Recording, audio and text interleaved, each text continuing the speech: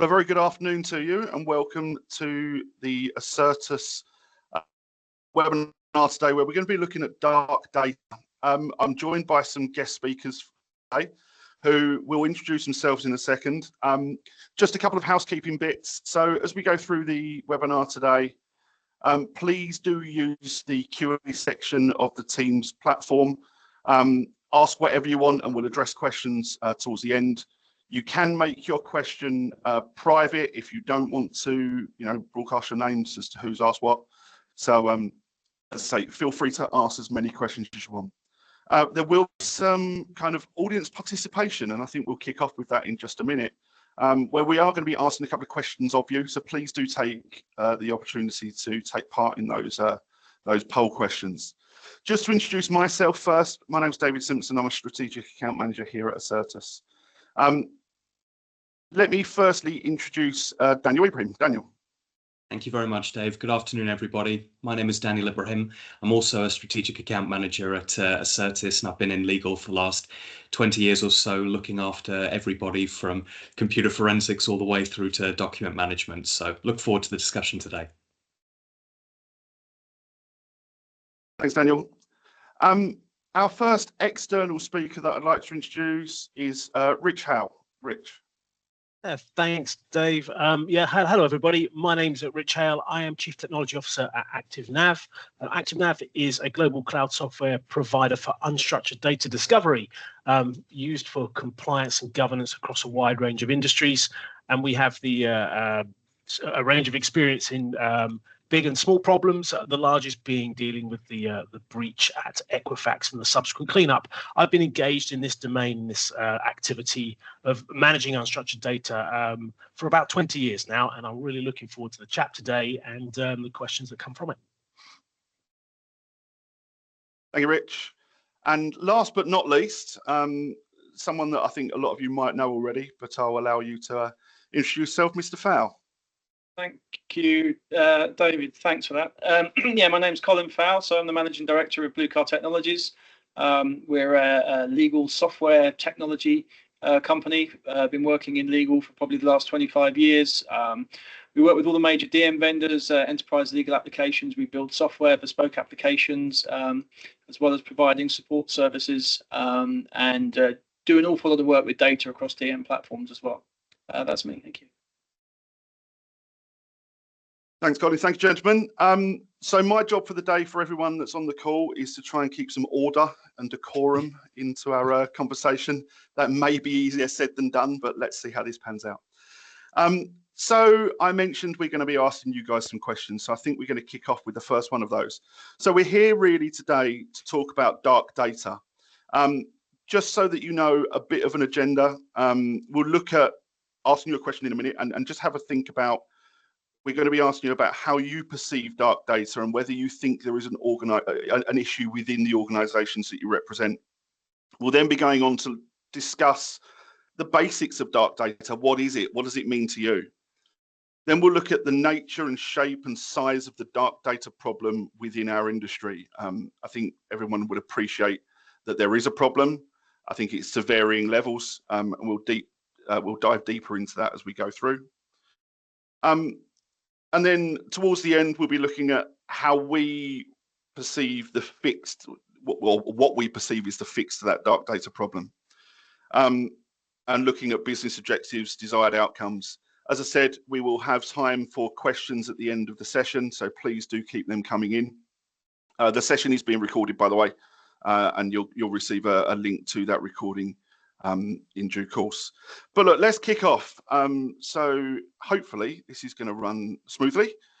You should start to see a poll on your screen. So do you perceive there to be a dark data issue within your organization? So we'll give you a few seconds just to vote on that.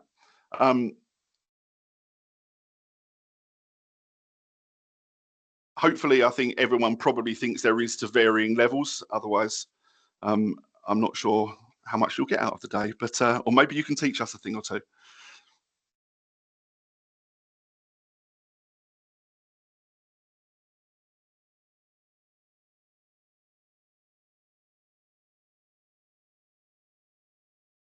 Okay, so hopefully we've got a lot of responses into that. Mr. Bateman, if you want to put the slide deck up when you're ready.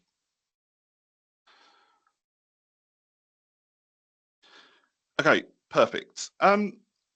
Let's delve into what we think are the basics around dark data. And I think the first question that I want to put to both Rich and Colin is, what is dark data? I think there's use of the word in the industry, and I think it will mean a million things to a million people. So, Rich, I'm going to come to you first. In your opinion, what is dark data? In my opinion, thanks, thanks, Dave. I mean, dark data is the term we've been using for some time now to coin a bunch of different angles here, and we've used it because it captures what we think should be the imperative of the situation. We focus on unstructured data because that is the darkest. Unstructured data isn't in columns, isn't in rows.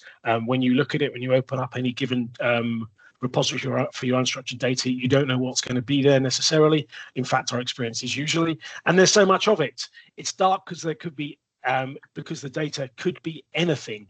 And within hours its creation, it's usually forgotten about by whoever it created it. It's dark because there's so much of it. You can see some stats here. And it's dark because for anyone that thinks about it, the implications really are pretty scary. And I know we're going to come onto that in a minute. And so, yeah, dark data really, the mountains of unstructured data, Word documents, emails, client data stored in file shares, stored in organizations, that's increasing every single day. Thank you, Rich. And then I'm going to ask exactly the same question for Colin. Thanks, Dave. Yeah, I mean, I agree with Rich. He's exactly right. There's so much information being generated, especially unstructured data, where it's so much harder to look at the relationships between the information. And I know we're going to come on to a bit about, how it's generated and why there's so much of it.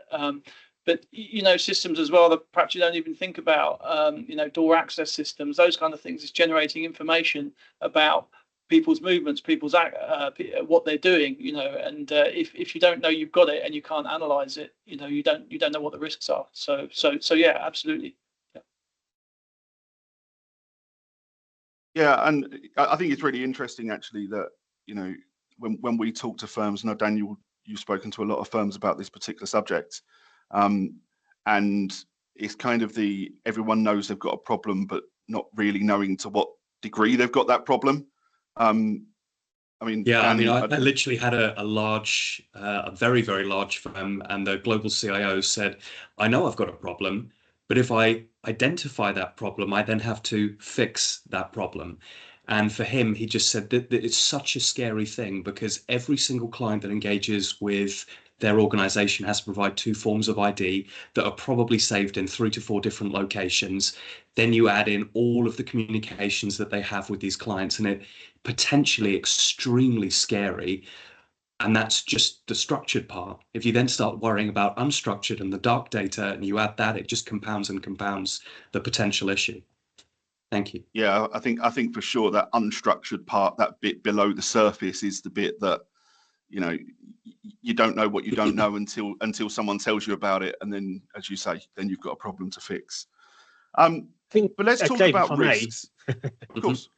Sorry, I was just gonna add here. I think big part of this problem is that we in everyone's day-to-day work, they are not well served necessarily by the electronic systems they use to do their work, and they use coping mechanisms. And so we could ask ourselves, why does it get forgotten about? And we all know that we all have that moment we get a call, and so you just save a thing over here and you forget about it, and you send something to a copy to somebody else.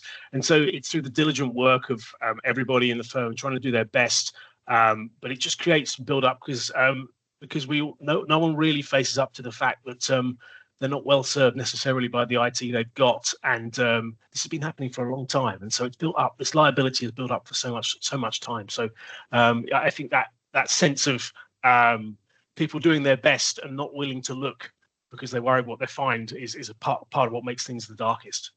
And, you know, on that point specifically, I have several clients who went for the pessimistic security model, locked everything down, but it then became this coping mechanism. Oh, okay, we'll store it in personal folders.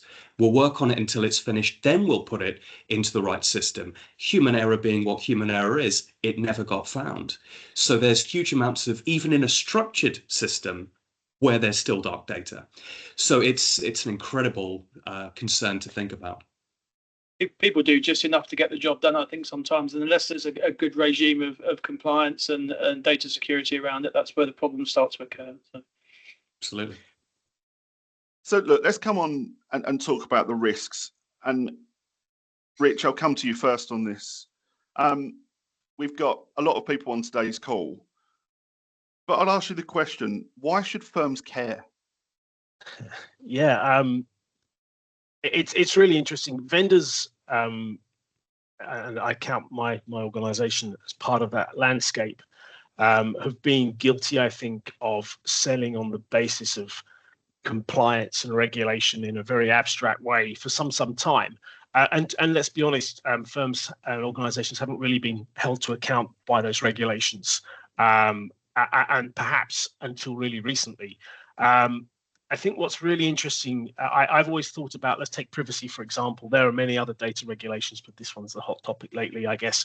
I always think of stage 1 and stage 2 privacy from a customer perspective, which is stage 1 is all of the shouting and the sort of this GDPR is going to be huge, and people do just enough to check a box and it all goes quiet. I think we've entered stage 2 where the so what of that is beginning to become clearer.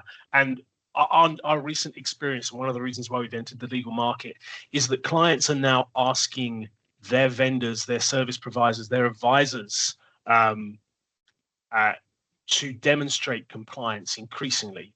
And yeah, that could be through a range of different means. It could be from simple license agreements or contracts, right the way through to more specific sort of outside counsel guidelines and the like. And then further, they're beginning to ask our customers to attest. And what's interesting about that is the individuals that attest have been kind of running with a sort of top-down, wet finger in the air, best professional judgment on the problem while knowing what goes on day to day. And so evidence-based attestation is beginning to come onto the scene. We've recently heard of our several customers being asked by insurers to say something more significant about how they're protecting sensitive data. And so that's the kind of the flow through of regulation into client requirements. Then there's the simple regulatory compliance themselves, and there can be domain specific as well as general regulatory compliance for different practice groups and different industries. And then governments are beginning to act. It's interesting. I'm based in the US at the moment. I mentioned the Equifax breach earlier. They were stopped from doing business, or at least threatened to stop from doing business by Congress. And then lastly, we have reputational damage and the cost that can come from recovering from a breach. And bottom line is, when a threat actor gets inside the walls of an organization, and they will, we know that to be the case now, it takes up to 250 days to find them. So they have all that time to fish around for whatever they want. And if data's left lying on the shelf, so to speak, it can be easily lost, breached, and result in reputation and other costs, not least the actual cost of recovering from the breach and dealing with the insurance cases that run from it. And so I think these risks have been held as a liability for some time. And clients, if I was to kind of summarize, I think customers and clients are beginning to hold their vendors to account in a way they haven't in the past. Well, I tell you, this is the first time ever where I had a fee earner call me and he said, I couldn't win a piece of business because I couldn't prove we were compliant. Now, that's a big thing. Normally, IT is well above and beyond and ready and prepared in advance of any of these concerns happening. But this was the first time I ever had a fee earner call and say, give me something that's going to fix this problem. Interesting. I mean, I definitely echo what Richard said there about the landscape. You know, as a vendor, we get asked more and more, you know, our information security status, you know, are you compliant with particular standards? Can you demonstrate you've got policies for this, that, and the other, which ultimately reflect on your ability to, give confidence and mitigate any risks that there might be around the issues with losing personal data or breaches or, your ability to operate. So it is more, you have to be more rigorous and more stringent, but actually going through some of these processes really do help you understand what your data landscape is, how you can map that information, and how you can see what you've got. And really, I think is one of the first steps towards understanding the scale of the problem that you may or may not have with that dark data. Absolutely. So, interestingly, you say that, Colin. It's going to bring me on nicely, and Rich, I'll come back to you in just a second. You talk about scale, and I want to ask you what you think is the scale of the problem. Now, I guess that that everybody's scale of the problem is proportional, but what do you think the scale of the problem is? I'll come to you first, Rich, because I know you was eager and keen to speak then. Yeah, always eager and keen, Dave. I think there's so many ways of answering this question. I'll try in a couple of ways. The first thing I always say is the scale's been growing ever since we first connected a couple of PCs together and did a bit of shared storage. That's where it all started. And for me, that was way back in perhaps 92, perhaps a little earlier. And so that number's been growing ever since. There, you can find lots of different references on how fast that data's been growing ever since. And my point being, at the beginning, no one was checking. And 20 odd years later, still no one's checking and looking. And so the growth has been the pace of business. And so we can talk about doubling, we can talk about some sort of nonlinear exponential, but you start with the small amount and it grows in a nonlinear way. We know there's an enormous amount. So that's my first answer. The second one would be all organizations have the problem, all of them. And the only exceptions I make are those that have embarked on a journey to address this deliberately. And even those organizations are still in the journey. And then let's talk about the actual stats. Most firms we engage with, the companies we engage with, you can start with a small firm or organization, perhaps it's 50 terabytes of data. It's about 50 million objects. Even 1,000 or a couple of thousand objects for any individual is almost impossible to deal with. And so millions of objects get it into the realms of not even thinkable. And that's just the small organizations. We're up into the petabyte ranges now, which are billions of objects, billions of files. And that just means humans can't deal with it. And so once you get to this situation, the scale is bigger than one can handle by simple traditional means. And I think that's kind of why we sit here today to say, how do you take a grip of this and take a change to sort of face up to that fact. So that's my angle on the scale anyway, Dave. And look, I actually had a client contact me recently because they have to keep 20 years worth of data. And, 20 years ago, you'd share 10, 15 files, 10, 15 documents. Now the amount of information that is shared to run a matter is obscene.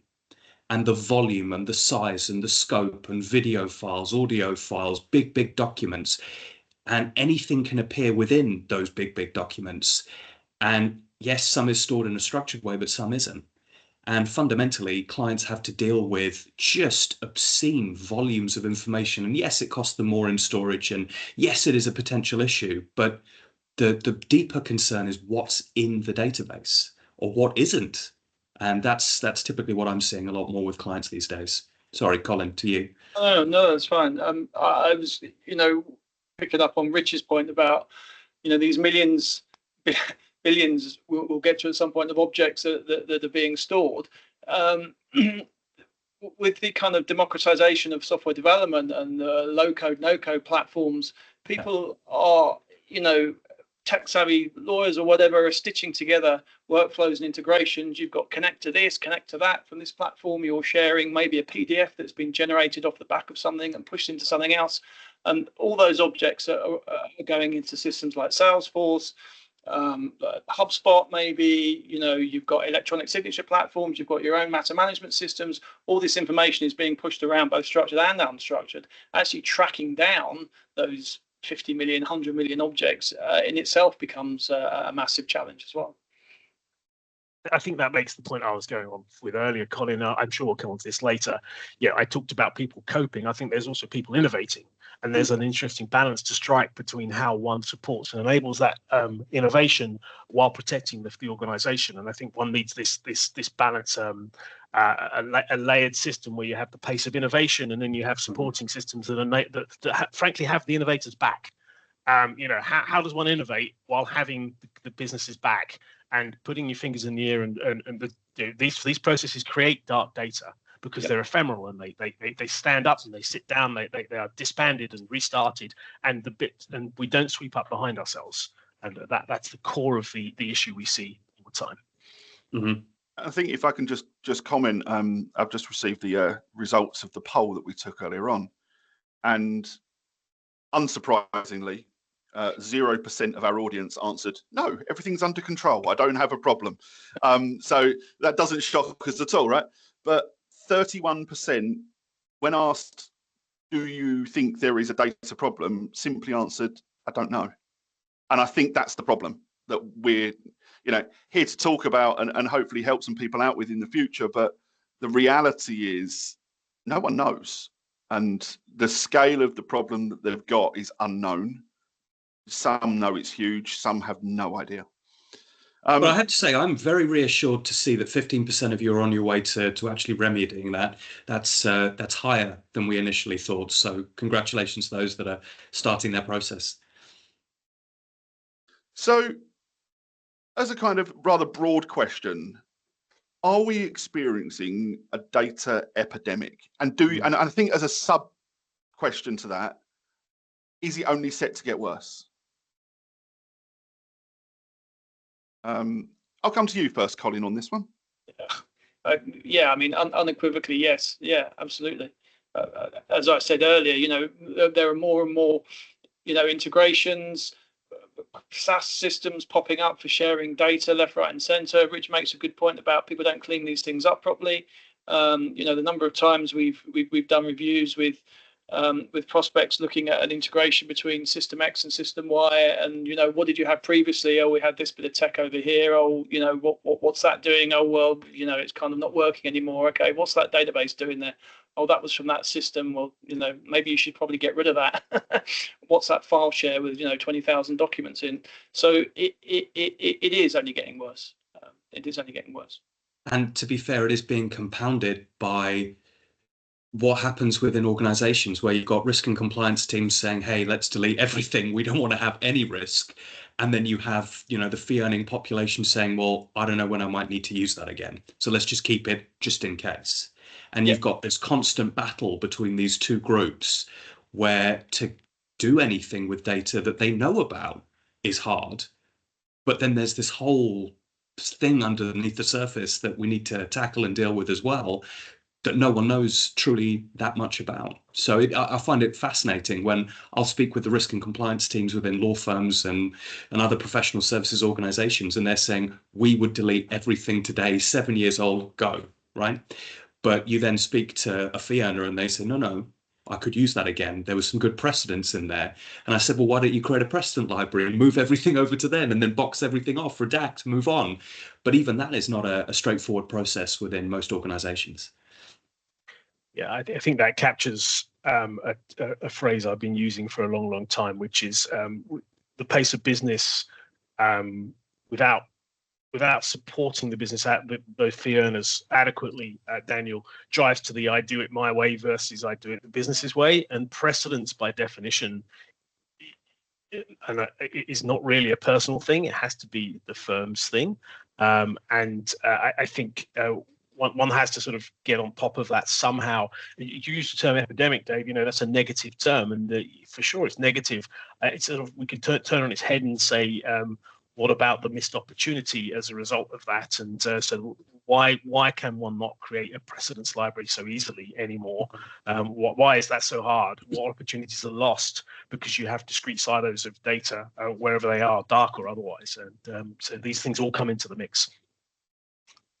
Very much so. In fact, I'm working with a large organization at the moment that, to avoid having some of these issues, they simply don't allow people to store certain information within a document management system. And they've kept the technology as a 1998 based system. And they literally don't allow things like video files and audio files and all these things to be stored. And they said to the clients, please don't send them to us. We will not be using them as part of the case, which I find fascinating, that they're using old technology to prevent the capability to have any dark data. So that's their way of handling the journey. Even new technology is I think is much harder than anybody would have been led to believe, right? And I happened to be on a call with one of the largest law firms in the US, their AI team, and it's fascinating how so much brain in the room. There's still got some basic issues with data preparation and the like that come from this, and it was the dark data that was stopping them, and it's sort of foundational basics, Absolutely. Okay, I want to keep things moving along and talk about or get your thoughts on risk and associated risk with not understanding your data, whether it be from a compliance, GDPR, breach, financial. I think it was touched upon earlier on, but I would like to delve into that in a bit more detail if we can. Rich, I'll come to you first on this one. Yeah, it was interesting. I was thinking to myself just now, actually, Dave, that we kind of already talked a little bit about it, but I think there's a subtle angle on this as we move on, sort of along the storyline here, which is we talked about the risk in dark data earlier. We're now talking perhaps about the risk of not understanding that data. And I think that sort of just move the argument on a little bit. And so I'd start fundamentally by saying you cannot protect what you don't understand. And as we look at maturity of the provisions that organizations take, we've learned that for data breach, for example, it's not if but when. And so the error one makes is assuming that because one has the best data loss protection, the best digital rights. Well, I'll come on perhaps talk about digital rights in a minute. The best ethical walls, the best provisions for walls around the organization. The bottom line is they will fail because, as we all know, you only have to get it wrong once for these things to break. And that's not supposed to be. It's not me sitting here as a harbinger of doom.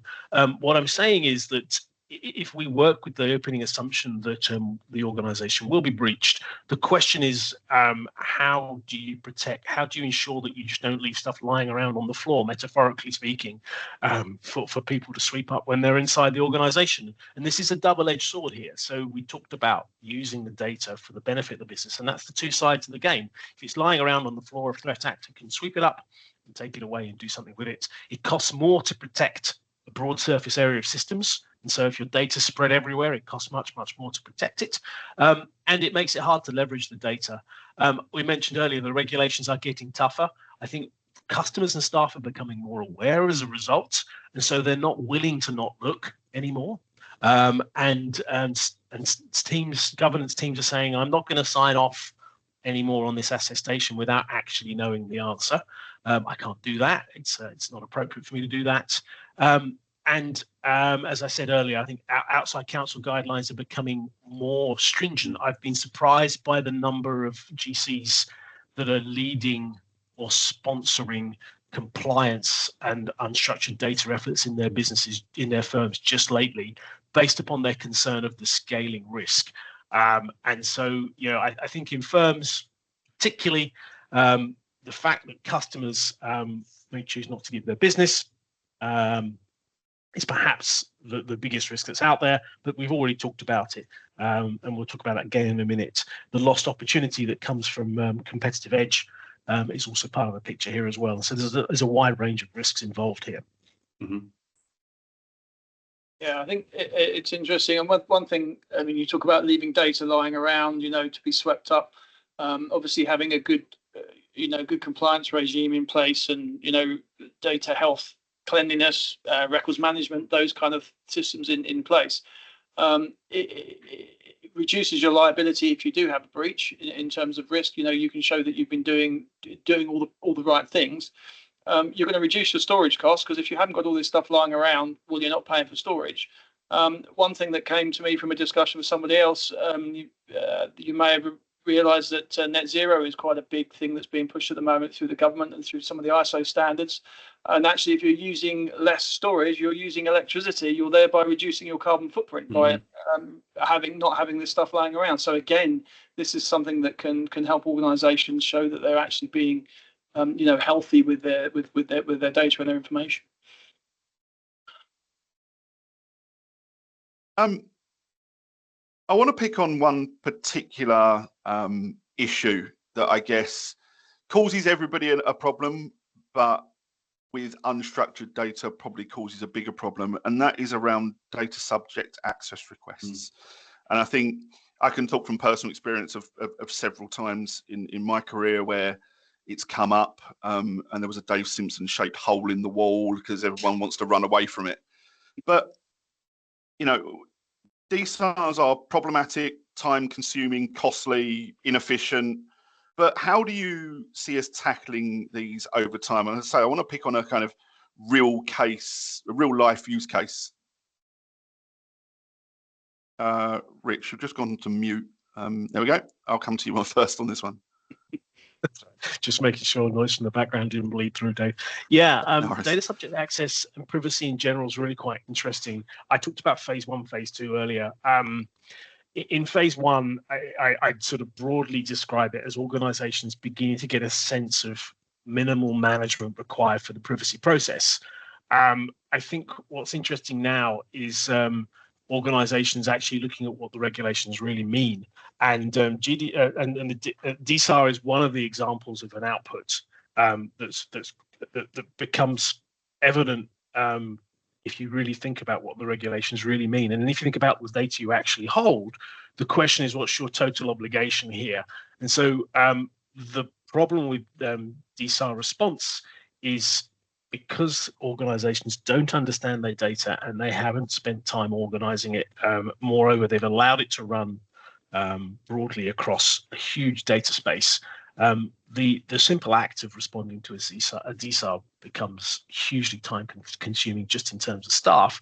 If one considers talk about whether regulations get their teeth or not, and when they get their teeth, the 30-day response time attached to some of these requests, the question is, can you meaningfully achieve them?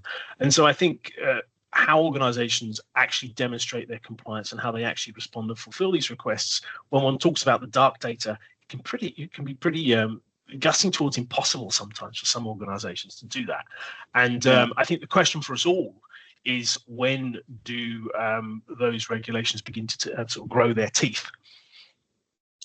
Yeah, I Daniel, agree Daniel more. and Colin, I will come to you on this, but I think, audience, this is our second poll, so do have a think about this. It should have come up on your screens of how problematic is the process in complying with DSAR. So do feel free to go ahead and answer that. But yeah, Daniel, I'll come to you. Yeah, so what I was going to say is this is probably the most loathed activity within IT compliance and any team that this touches. You know, they have to go through a rigorous discovery process to find stuff that they don't know that they may or may not have. Once they've found it, it has to be reviewed by the right people to make sure that they're allowed to show things. There has to be a redaction phase, and then finally you hand it over. It can take months for most organizations. My average client has 30 of these a year.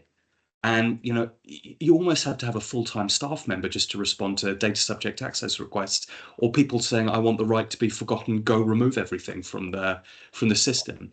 And then they can come back later and say, did you really remove everything? And if there's teeth behind that saying, well, you didn't, now what? I think that will be a fundamental problem that professional services organizations will meet, and something that we'll have to help them address. Yeah, no, I agree with both Rich and Daniel. There's, you know, if you don't know what's there, you can't find it to give it to people, and then you can't prove that you've done it anyway. It's a nightmare. I can imagine it keeps people awake at night sometimes.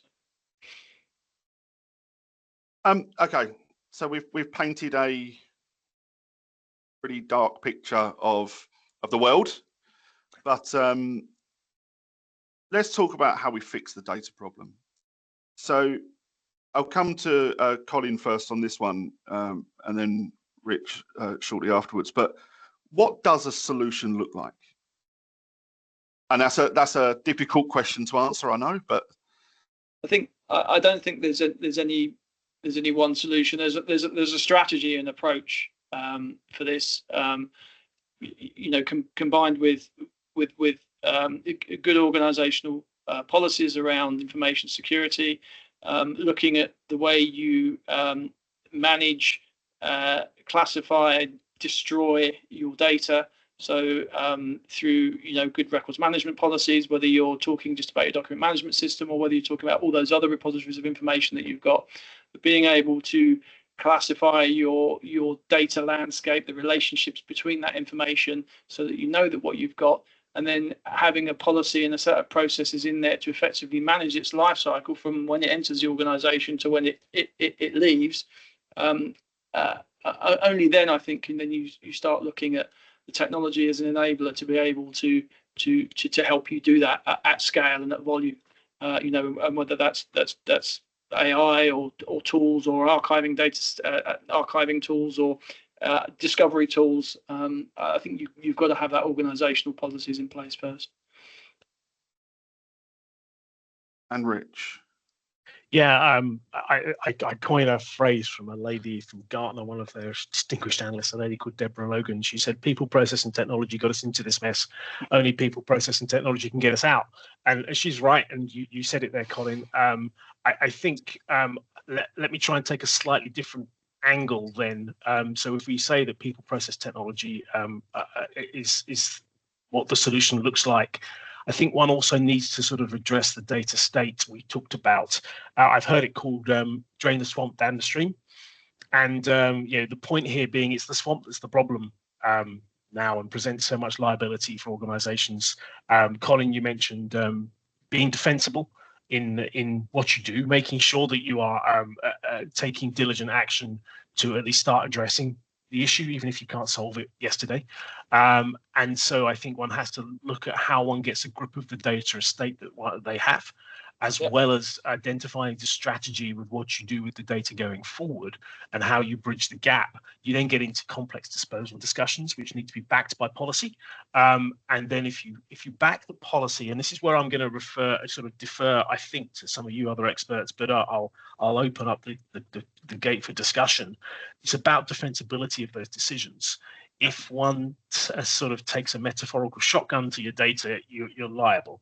If one has a deliberate set of processes that are in place, then what you do for disposition is defensible. And I think we could start there. I could talk a bunch more about the components that make this up, but you would expect me to say, as a vendor, in this case, discovering and understanding your data needs to be one of the cornerstones, and then having people to do something about it and the process to back them is the stack as I would think about it.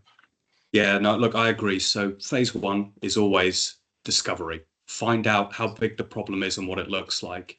Phase two, I've now identified said problem. Now I need some help moving the data to where it should be in a structured way so I know what I've got and where it is.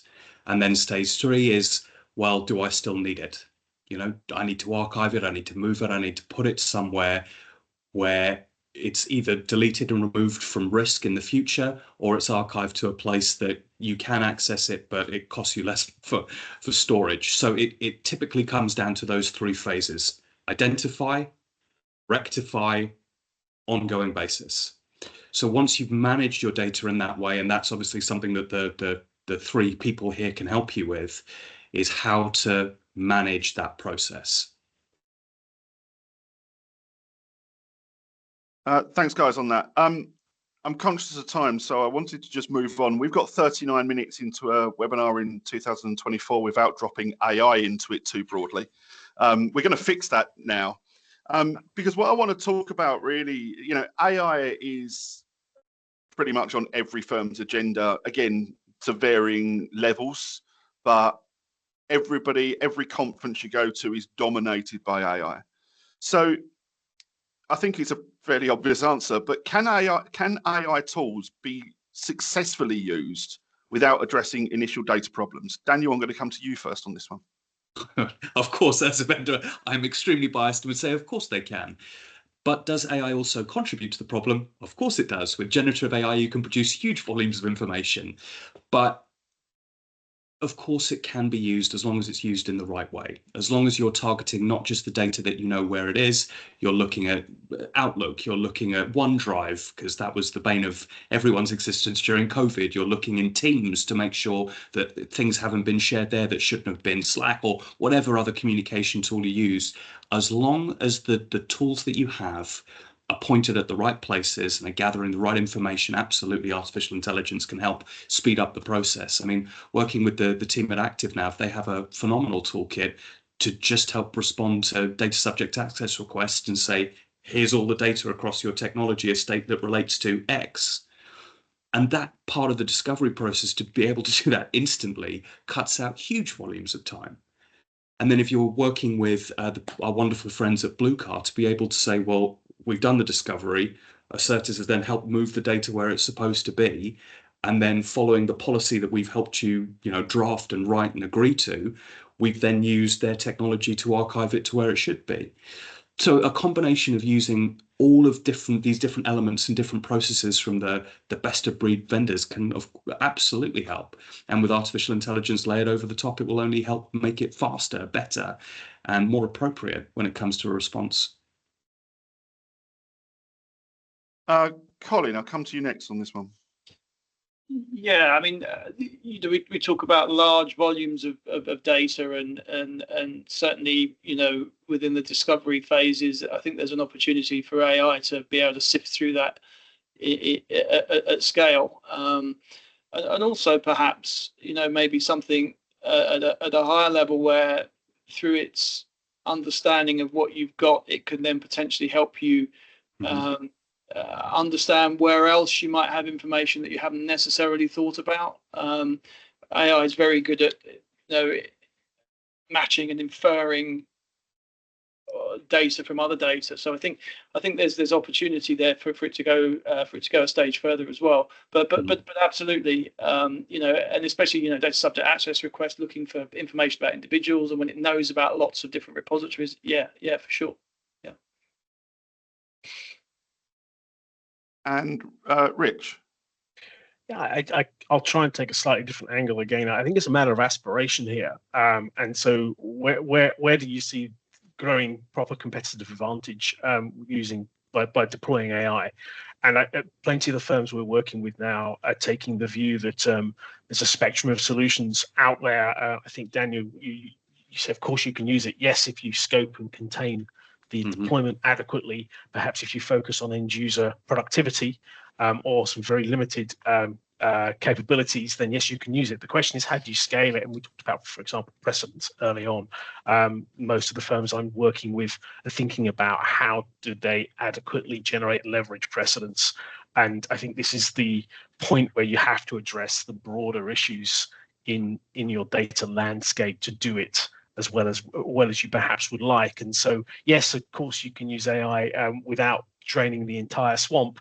I would suggest, though, the lack of, if one doesn't drain the swamp, the scope of your aspirations are potentially or actually limited significantly. And so, and it's been fascinating to watch the market get excited by AI and then suddenly go, perhaps we should just think a little bit before we do X. And watching that cycle happen in really the last 18 months, it's been fascinating how quickly the fire's been lit and everyone said, perhaps you should just think a little bit. I think that's a metaphor for some of what we've been talking about today. Yeah, I mean, fundamentally, AI engines are phenomenal if they're scoped appropriately. But if you put poor data in, you will get poor data out. And even from some of our partners like iManage, they're stipulating that if you want to use their artificial intelligence engine against the entire document library, you're probably not going to get the results that you want. And you probably need to have a separate precedent library to get what you want out of it at the end. And I find it fascinating that even companies like Kira, Luminance, Harvey, they're all saying, yes, you can analyze huge swathes of data, but should you? And I think that's the question that we now start asking a lot of our clients, should you do this? And the answer is probably not. So this not only would address, yes, you've got dark data, yes, that needs to be fixed, but it also helps you get ready for using tools like artificial intelligence that could help with productivity for your users. So thank you. Cheers, guys. I want to come on and talk about our last section, business objectives, desired outcomes. But before I do, just a quick reminder to the audience, it's kind of last call for Q&A. If you have a question, please do type it into the Q&A section, and we'll be addressing those in just a few minutes. But I guess, Rich, I wanted to ask you a question of why should people act now? Or more importantly, why wouldn't they? I can't imagine why they wouldn't, Dave.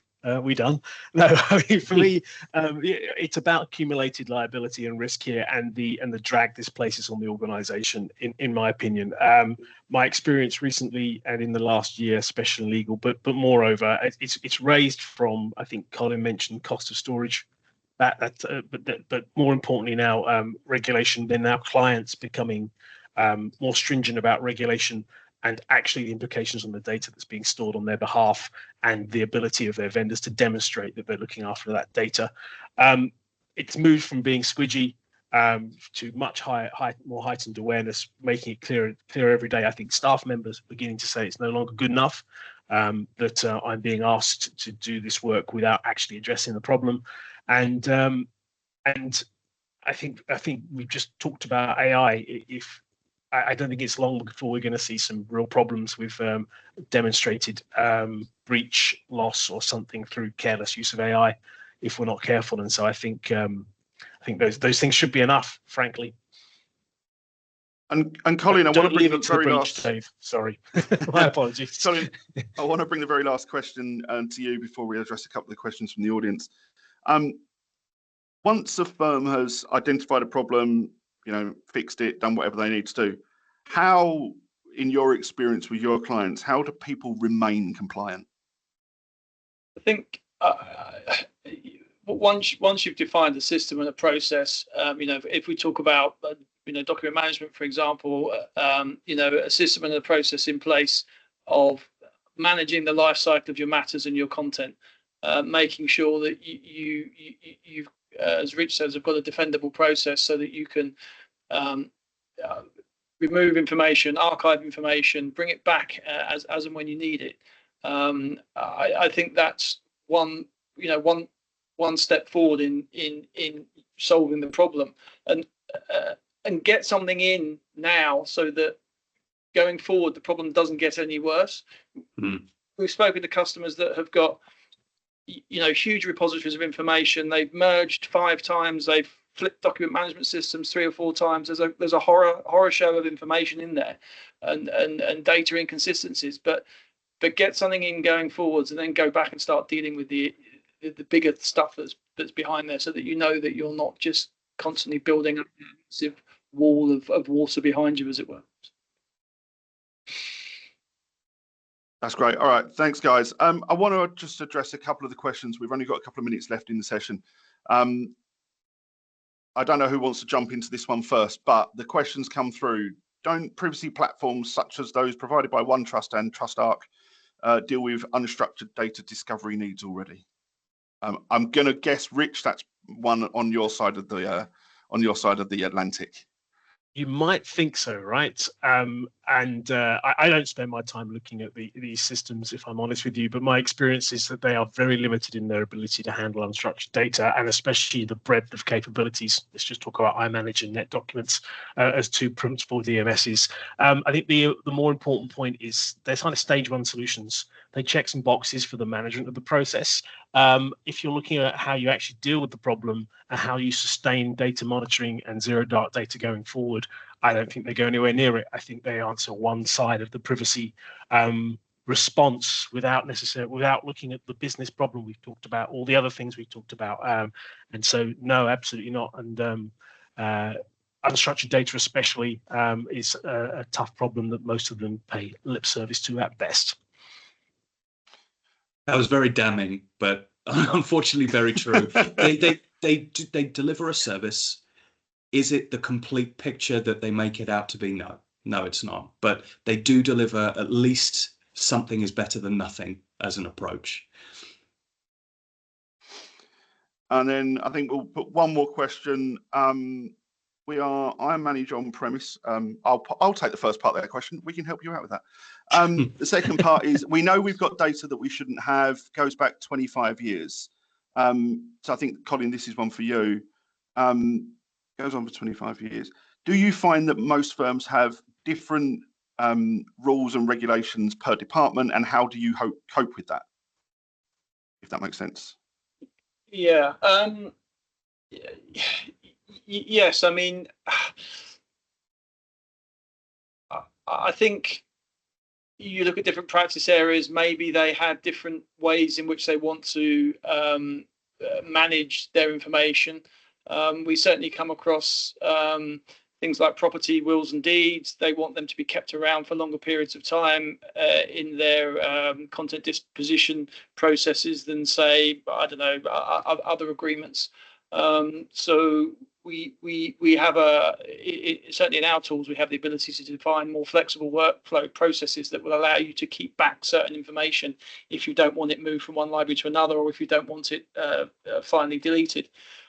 So yes, there are types of information. The next question is whether that's classified properly within your document management system. So, you know, they do give you the ability to classify matters and documents so that you know what they are. Unfortunately, a lot of firms don't use that. So there are other challenging ways of trying to work out, you know, what information that you do or do not want to process. But yes, we've certainly seen, in property, those kind of areas, different ways of being processed. Yeah, and look, this request comes up a lot. And based on the firm, you can either have a firm-wide policy that says this is how we handle old data, but there are exceptions, or you typically have practice group specific policies, which I prefer because it strictly stipulates how you handle and manage data for that specific group. And it's been our example that's probably a better way of approaching it. And it's typically the way that we then help firms work on those sorts of policies and documents. So again, this is something Ascertus absolutely does help with. So if it does come up, speak to your account manager and they can start you on the journey of trying to understand, how am I going to help manage that specific request for that specific department? Because it starts with policy, is engage with people, but you need tools to help you do it as well. Okay, guys, I think that brings us to an end. It really just leaves me to firstly thank our speakers, but mostly thank the audience for turning up today. I hope you found it interesting. I think there's been a lot that's been discussed.